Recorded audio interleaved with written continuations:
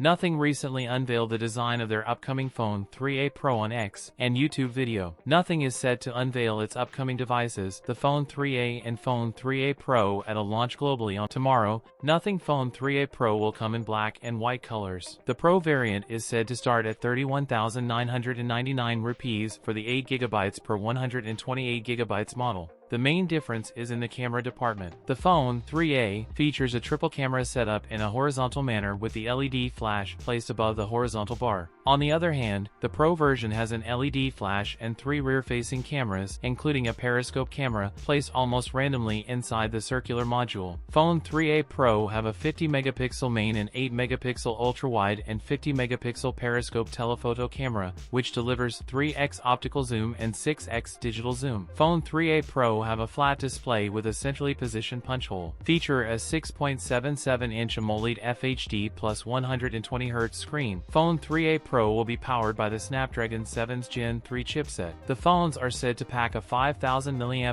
battery, support 50W fast wired charging. The phone 3A Pro can be priced under 30,000 rupees. That's it for today's video. If you enjoyed it, don't forget to like, comment, and subscribe for more content. Thanks for watching, and I'll see you in the next one.